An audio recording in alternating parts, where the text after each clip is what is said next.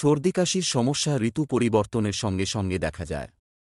Antibiotic খেলেও সর্দিকাশি কমতে বেশ সময় লেগে যায়। কাশি, গলা ব্যথা, বুকে কফ জমে যাওয়ার মতো সমস্যাগুলো বেশ ভোগায়। এই সমস্যাগুলোর চিকিৎসায় আপনি ঘরোয়া টোটকার সাহায্য নিতে পারেন। এই ভিডিওতে সহজেই কী উপায়ে সর্দিকাশি দূর করবেন তা আলোচনা করব। চলুন জেনে নেওয়া যাক। আমার স্বাস্থ্য চ্যানেলে আপনাকে স্বাগত। ভালো থাকুন এবং সুস্থ থাকুন। কাশি, গলা ব্যথা, বুকে কফ জমে যাওয়ার মতো সমস্যাগুলো বেশ ভোগায়।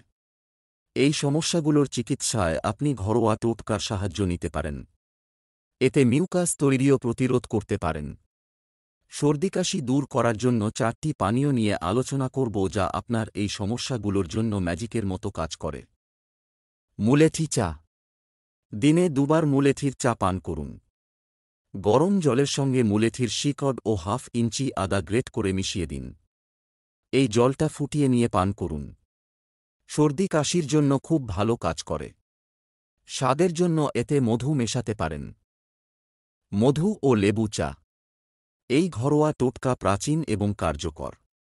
সর্দিকাশির সমস্যায় দিনে 3 বার মধু ও লেবুর চা পান করলে দারুণ উপকার পাবেন।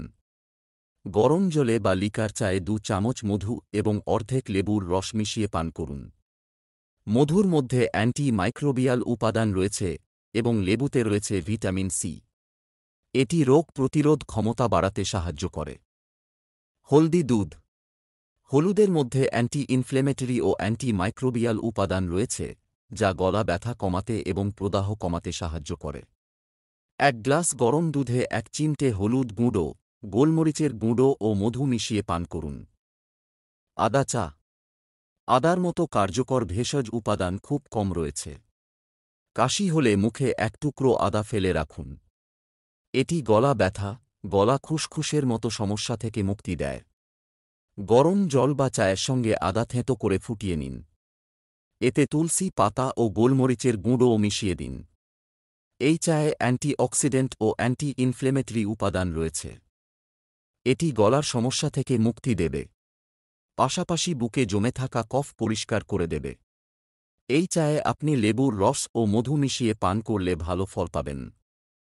শীতকালে সর্দি কাশির মতো সমস্যা থেকে বাঁচতে সঠিক যত্ন প্রয়োজন। সঠিক খাবার খেলে তা রোগ প্রতিরোধ ক্ষমতা বাড়াতে কাজ করবে এবং শরীরকে ভেতর থেকে শক্তিশালী রাখবে। পরবর্তী ভিডিওতে আপনার জন্য আমরা নতুন তথ্য নিয়ে হাজির হব। আমাদের ভিডিও ভালো লাগলে অবশ্যই লাইক করুন। ভালো থাকুন এবং সুস্থ থাকুন।